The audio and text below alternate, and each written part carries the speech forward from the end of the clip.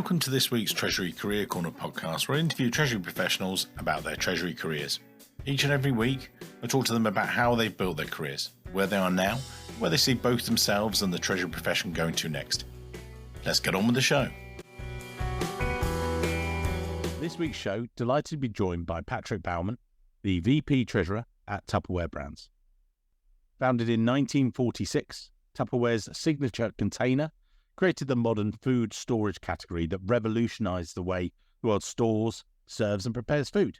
Everyone knows Tupperware. Everyone's got it in their cupboards. But what a great way, we're going to get into some of the Tupperware products and talk about some of the different things that, have happened with the brand, if you like, in recent years. But we're going to go back to Patrick's early story, first of all. Patrick, if you would, take us back to the beginning of your career, how you discovered finance and treasury. Back to yourself, sir. Yeah, thank you, Mike. Thank you for hosting me and delighted to be on the show. There's not really a good, solid path for treasury professional. It's not like you study in school, like science or math or accounting. The way I went into treasury was through finance, accounting class, and exposure to different professional during my studies at the university when I went to grad school. And talk me through, when you say you went to grad school, how did you then discover finance? Talk us through each of the moves from there, sort of thing. It was an interesting discovery for myself. Being from Switzerland, we always associated with investment banking and finance. And early on my career, I had dreamed to become a product manager, like managing a Procter & Gamble soap or detergent or chocolate. And I did my internship at the time with Xerox in Zurich and did an exchange student program overseas, and then went back to Zurich for grad school. And there I met a couple of friends. One of my dearest friends, Rich Molan, he was at Citibank at the time. And then really we kind of connected and talked a lot about finance, international finance. And he shared with me some of his work and some of his passion for finance. And ultimately, by the time I graduated, I just ended up working for a bank. And that was really the introduction for me in the finance world. And then after working on the bank sector, I went to work for a defense contract company, but it was also in the finance. And there I got exposed to treasury indirectly in dealing with our treasury group. And that's where I developed my love and passion for treasury. Explain that when you say you just developed it.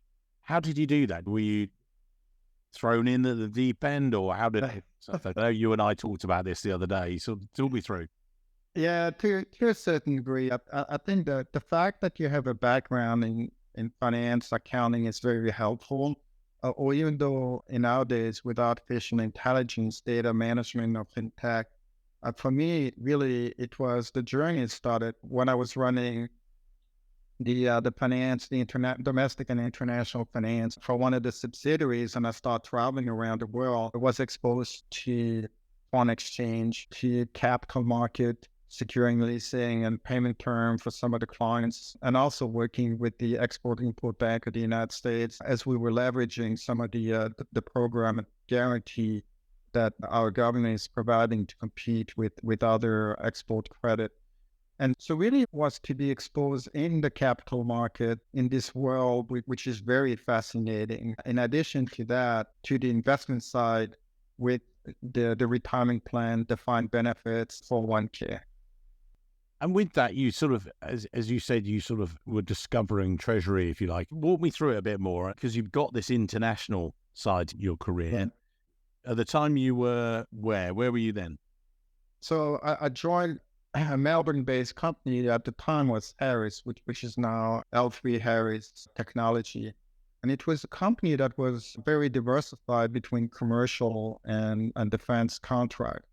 And I was hired at the time to run the international finance for one of the commercial subsidiaries selling broadcasting equipment for the multinational. And therefore, our client were either the Minister of Communication, Education, depending on the countries, that they were basically granting a license to operate either a television or a radio network. And so going around the countries and assisting our engineer in providing finance term, because some of those stations, there was significant contract.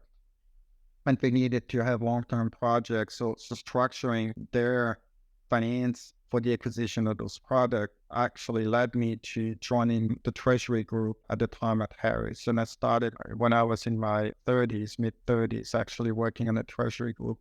And it was an amazing experience because I was brought with the experience having worked with the earth and then exposed to the intercompany bank that is managing excess cash that you earn from different subsidiaries and ultimately managing one location in order to provide liquidity.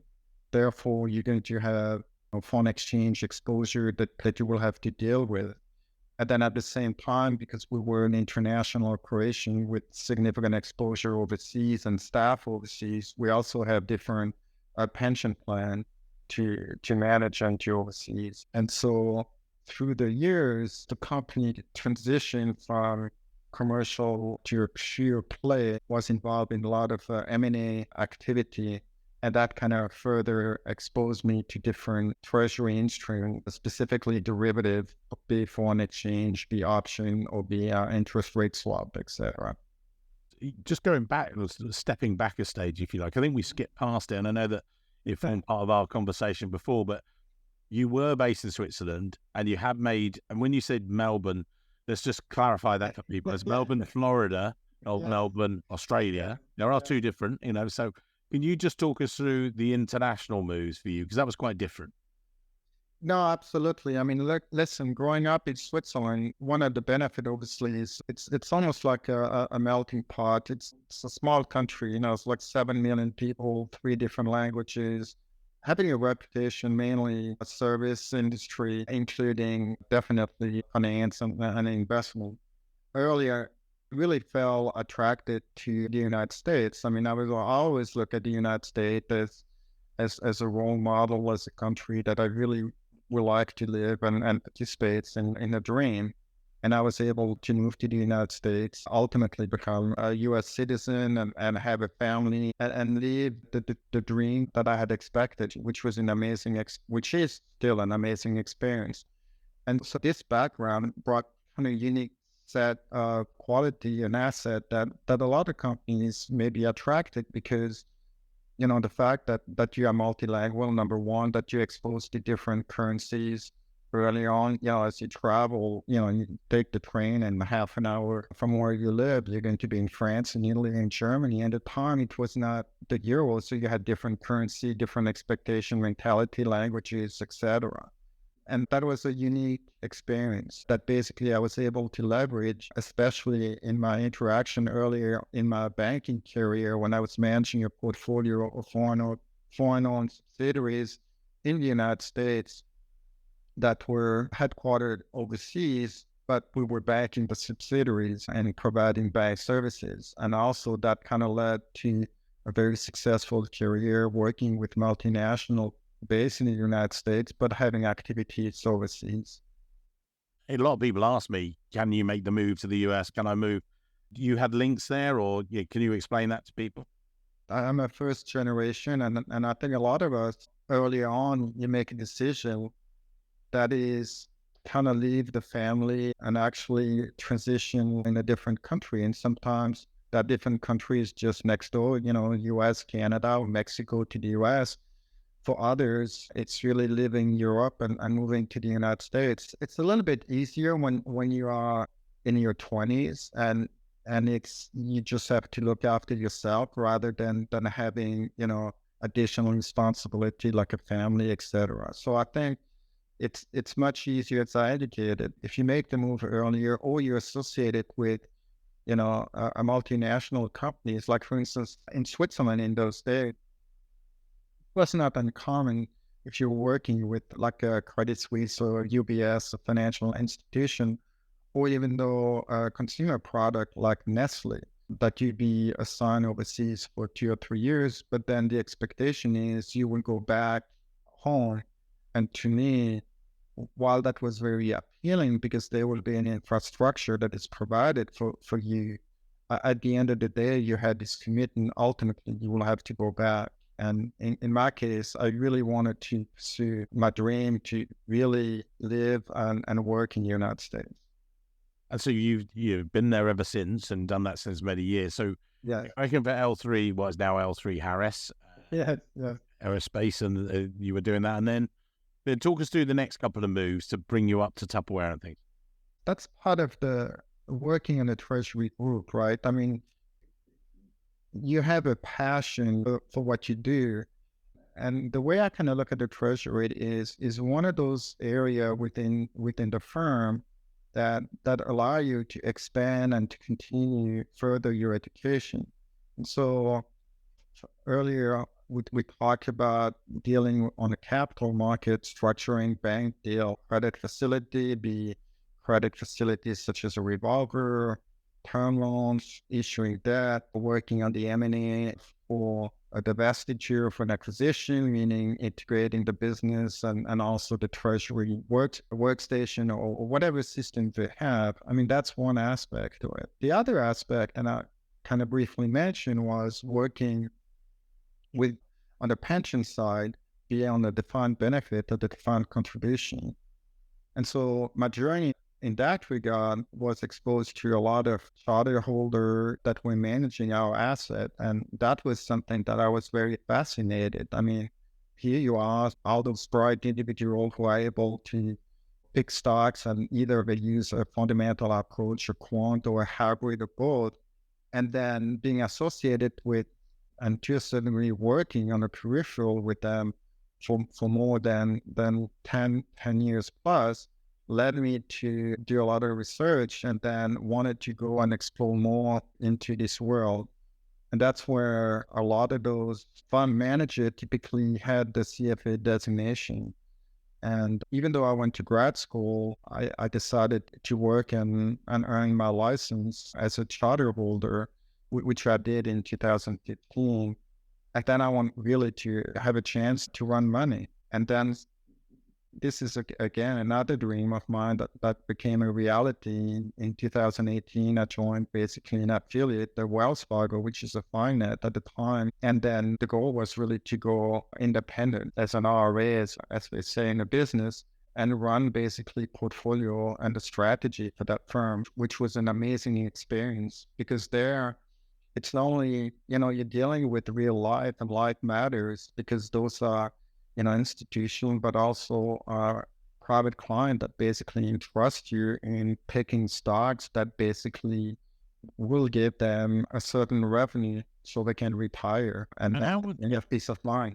And making that step from Treasury where you're looking after the corporate's money and the flows and everything else and stepping into that private wealth management and being the chief investment officer there, because again, to explain that to everyone, what were the common pieces and what were the differences? I think the approach was very common in the sense that you work with process. There's a lot of process involved, right? Process meaning that obviously you will have a policy, like an investment policy, or you will have a step that you explain from a research standpoint, and the way you invest those assets. So for instance, you may look at in the US and then have a position that you want to have a broad market exposure like the S&P 500. And one of the benefits, instead of running 500 company like in an index, you may pick different company in a certain sector that you believe could add value and could be more beneficial. Another screen that we were using is the fact that we wanted to pick companies that will increase their dividend and they were not subject to potential third party preventing them of paying a dividend. For instance, if you invested in a company and you had expectation of paying a dividend, it just happened to be the financial institution, right? And you have the crisis of 2008, and then the government intervened and provided, remember in 2008 with the banking crisis, the government in the US intervened and provided capital to the bank, but they were also limited in paying dividend. Well, if you had expectation to have a dividend payment because you invest in the bank and you were in that situation, you will not receive a dividend. Similarly, if you look at COVID, and then you had exposure to companies, and I'm thinking about oil and gas company overseas, they were significantly impacted with the COVID, and a lot of those companies basically asked, similar to the 2008 financial crisis, for government assistance. The government in the UK and Europe basically say, sure, yeah, we happy to support because they had a national interest to support this company, but one of the requirements was for those companies to cut the dividend. And so the idea and some of the research that we spent a lot of time was to find companies, but also sector that basically could be immune to some of those regulatory requirements that would basically force company not to pay a dividend. And so again, this is just for illustration purpose. A lot of companies we were screening for are companies that for the past 10 years would pay a dividend, that the dividend will increase over time. And so that no matter what will be the financial condition of the country that you're living in, you will have a steady income. And then that income will be actually, hopefully, be whatever benchmark was determined, be the S&P 500 or the Russell 1000, etc. And so you did that role for, 3.5 years or just over. Yes. But then Treasury comes knocking at your door again. You can't get away. He crawls you back in. What happened? And, why come back? I think it's a lot has to do with personal choice and your passion. I mean, corporate finance and treasury is something that I really enjoy and I like. In addition, working for a multinational company that has exposure overseas is very challenging. And that's one of the reasons I get up in the morning, and it keeps you on your toe. And you have to factor some of the geopolitical issue. Depending where you have your operation, a decision from the central bank in Europe could have an impact in your business. The geopolitical event, for instance, or even though the demographic. I mean, and then we've seen that depending on the sector, if you're on the consumer sector side, and you're going to look at, and depending on the level of confidence for the consumer, that will have an impact, and you're going to be very sensitive to maybe some of the index, such as the inflation, interest rate, and some of the move from the central bank. And I think that's a fascinating world, right? Try to understand the cause and effect of, in the United States, for instance. I mean, we've seen that, immediately post-COVID, the interest rate dropping significantly to stimulate the economy. And then starting about 15, 16 months ago with the Fed ratcheting up and being extremely hawkish and putting a brake on the economy and trying to live through that. And that's only in the United States. But then you multiply that with country. I mean, we deal in 17 countries, and you're going to be exposed to different system and different process as well. So I think I'm not sure we really answered it for some of the listeners there.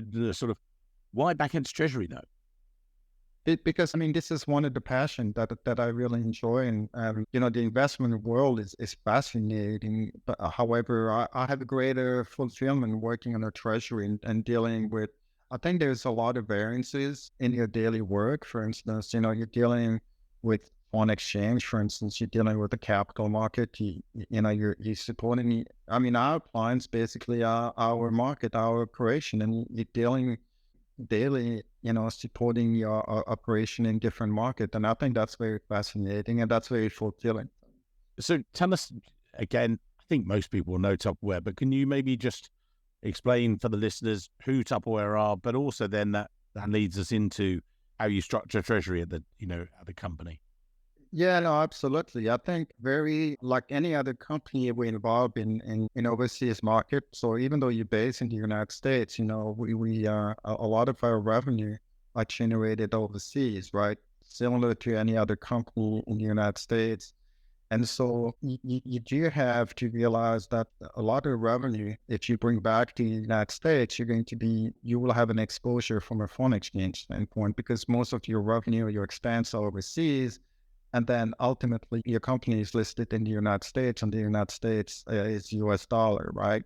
Yeah. And so the first aspect on a treasury to me is how do you assess your exposure, your foreign exchange exposure or your risk? And and what tool do you have available to mitigate that exposure. So I think that's one of the area that is very fascinating, because then you have to work with different banks who can provide you with not only the credit facility to support foreign exchange hedging, and also hopefully to try to assist you in shaping your foreign exchange policy, right? Are you going to hedge against, for instance, the reporting currency or against the functional currency at the entity level? So those are some of the strategic decisions that needs to be made first. And then how are you going to execute that? I mean, and then over what period are you going to cover? So there's a whole world and universe around that. And then, of course, all depends on, and you've seen some very extreme over the past 6 to 7 months, depends on which market you're involved. Like, for instance, if you are in Argentina and you see a significant devaluation of the pesos, how is that going to impact your business and your hedging strategy, and also the cost of hedging? Similarly, so that's on a hedging standpoint. Then you're looking at, on the capital market, your current debt structure and some of the relationship you want with the bank. And again, what I think is fascinating is the Fed Reserve indirectly has a profound impact on having access to the capital market, but also in shaping the lending practice for some of the banks. If you have a group that is more based like a regional bank, given this current environment that we're facing, it could be quite challenging. For instance, you've seen in the press that you had Silicon Valley Bank failing. Well, if you were depending solely on one bank, and that bank was the type of Silicon Valley, you could be in a very serious predicament. So trying to diversify your bank group, very key. The other aspect is, how do you deal on if you have, for instance, retirement plan, right? Do you transition? Maybe you have a defined benefit plan, and then you want to transition to a defined retirement plan, like a 401k. What is the right way to transition? And then if you in fact have a 401k, what should be the lineup that you have in order to meet the ERISA requirement? So I think those are some of those decisions that are very important in your daily life, and they're going to be exposed, and really, challenges us not only to be up with the legal regulation pertaining to all those situations, but also working closely with our legal team on securing the necessary agreement. When we talk about the foreign exchange, you may want to have an ISTA in place to identify the counterparties. If you deal with a pension plan, you may have fiduciary responsibilities that you need to be fully aware, and also make sure that you're meeting those obligations. So there's a lot of complexity in all those daily tasks. And just if you reflect back, maybe if you would, for us, we get listeners across the scale. So junior treasury folks, more, mid-level, these. If they're listening today, obviously we've immediately jumped to sort of more of the senior stuff and, a lot of the global cash management that you do and things. But what advice are you giving to those maybe members of your team that are more junior, if they're thinking about how they should build their careers? What are you suggesting they should be able to do? Right. I think I'd be looking at for the future, right? Because maybe the path that we had in the past, may not a reflection of some of the talents that you want and what you want now and what you're going to look for. I think the future for the Treasury is really in technology, right? And I think the key is relying on technology for process improvement, but also for scale. I mean, we talk about the need to diversify from a bank standpoint, not relying on the bank. Well, that itself means that you need to have multiple banks. So you need to have a credit agreement with multiple banks, and more likely you're going to have different bank accounts, not only in the US, but around the world. So you need a tool to basically provide you with, a global cash management and reporting. Now, you can argue there are some technology that exists, but here you need somebody like an analyst, for instance, who can work with that technology and who can basically generate report, leveraging the technology from a treasury management system that we have. That we're going to be more surrounded by data, right? Because data will be more available, and the data is the foundation for some of our decisions from a strategic standpoint. And so the ability to manage those data is going to be critical. And so maybe historically, a lot of the treasury professional came from accounting and finance and to a certain degree FP&A. Now the future leader, or a good way to go in treasury because you don't have, as we discussed, academically, there's not a study path for treasury. So I would think the future for the analyst would come from, fintech or accounting. Accounting, definitely. Finance, MBA, business administration with a concentration in computer science. And you've seen that working with some of the university we based in Orlando, but you've seen that with UCF, for instance, or the Florida Tech Institute. They all come up with program, not only in finance, but in computer science, where we try to merge the two of them and then provide a skill for the student and the analyst to come on board of companies and be able to make a significant impact they want, because they can manage the data, because they have the analytical skill. And I think those are the skills that we would want on the go forward. And I'm talking about this at a number of conferences coming up, one in particular where at the international conference, we're talking about how educating new young treasury talent and things. Are you then saying that treasury analysts, we should be looking for them in the computer science and data area, or finance should be embracing bringing more computer courses into the area? What do you think? Ideally, what you want in your treasury team is diversification, right? Personally, that's what I would be looking for. Created a team of different background, right? And that's key, including educational, right? Because each of them will bring something to the table. And there's so many different tasks, as we explained, so many different complexity in your daily activity, that I think it's very important that you can rely on team member that can manage data. So computer science will be a good way to do it. And so the question then, to your point, is, okay, and if you were to look for your typical or your ideal candidate, is it somebody who's trained in finance and accounting and then has exposure to computer science? Or is it somebody in computer science, right, that has an undergraduate in computer science and then he or she goes into finance and accounting? I don't know if I have that answer, but I think the success typically is successful candidates, successful analysts and treasurer professional are those who can be analytical and have a combination of both, right? Embrace technology, data, and also can work as a team and understand accounting, finance, and as well. And just with that, so then if you're in a role now and you're a treasury manager, so you've made a couple of steps, you're a few years into your career, should you be thinking, not about retraining, but how are you upskilling yourself? What are you needing to, or are you thinking, right, actually hire someone to work alongside you? What are you thinking is key? I think what's key is people like you, Mark, right? I mean, carry on. No, but in a genuine way, first of all, is increase the visibility of treasury, right? I mean, that's number one, but also provide an ecosystem that will allow treasury professionals to develop through a networking. So, for instance, in the United States, we have the Association of Financial Professionals, right? And I encourage all the analysts and everybody that I talk to basically take the exam and sit for the CTP, Certified Treasury Professional. Yeah. That itself will give you the basic tools to understand the concept that you're going to be facing daily. So back to an example, you're the treasury manager and you're looking at how do I go from a treasury manager to the next step?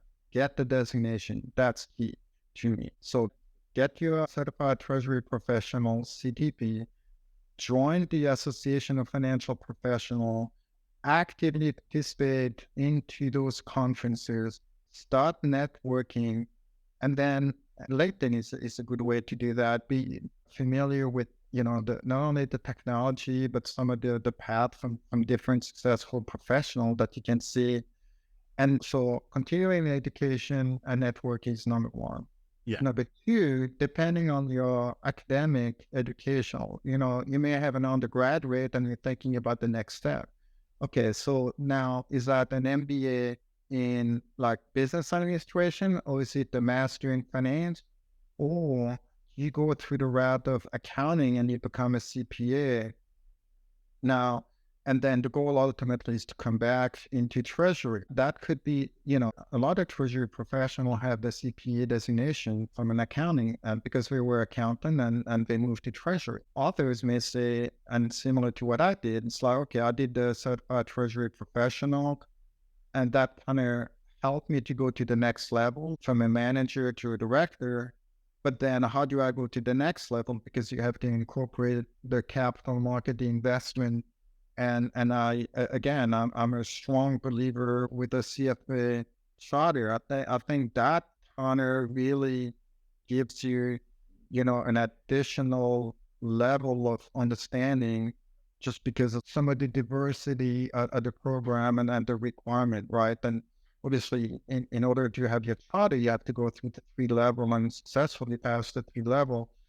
But just if you in grad school, just enroll and take level 1. I mean, that is a great exposure to, for instance, economic, accounting, statistics, and that will be a good introduction and maybe a good benchmark for you to see if you're really interested in continuing and your professional career in treasury, or you may want to go to accounting or something. Good advice. I mean, other wrapping up advice. I think we'll put your LinkedIn details in the show notes and everything else. Other takeaways for people before we wrap up today's episode. Yeah, I think the other key is mentoring, right? Trying to network and trying to have a mentor. I mean, earlier in my life, I was privileged to have several mentors. And when I was at Harris, I was CFO. I was always looking at a CFO to be my mentor, and they were a great example.